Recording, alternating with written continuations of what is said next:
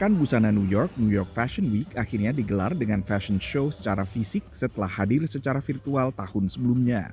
I think what the pandemic did is it kind of dismantled the structure that we normally operate within of like the cycles of fashion weeks and all this stuff, and so it just allowed us to see that we can do stuff that's more direct to our customer.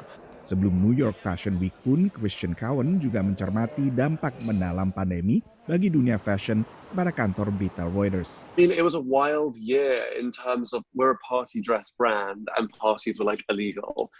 So it was interesting, but I'm very lucky in terms of at the beginning of the brand, I saw many young designers who were completely reliant on retail and then they would go bust in like 2 years. And I was like, I'm not interested in that. So we were never fully reliant on our sales for our cash flow. We do loads of partnerships, we do loads of collaborations, we do loads of different facets to the business. So all of those continued. So we just lost the sales component for a few months and then it came back weirdly stronger than ever. I think there's more of an appetite for exciting, like true retail therapy clothes that make you feel fabulous. New York Fashion Week dan pekan busana selanjutnya diharap bisa menggairahkan kembali industri busana. The fashion industry has taken a huge hit. Essentially production was ground to a halt for some time. There's been a lot of supply chain problems and also just demand. And the fact that in the midst of all of this, we've really seen a turnover to online shopping. So, the entire retail landscape has changed and a lot of stores have closed.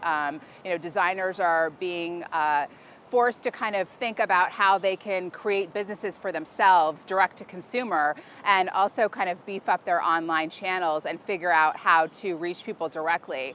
Menurut penyelenggara New York Fashion Week, banyak perubahan lain juga terjadi. We are approaching the business differently. Again, an investment in direct to consumer. Looking at production, looking at local production, made in New York, made in America, looking at a more sustainable industry. So there's a lot of shift that happened and a lot of development that happened. Sebelum pandemi pun ada pergeseran konsumen ke pakaian ramah lingkungan. Satu lagi dampak pandemi adalah konsumen cenderung memilih pakaian yang lebih casual atau santai karena toh mereka di rumah saja dan hanya perlu tampil prima sebatas rekaman kamera zoom.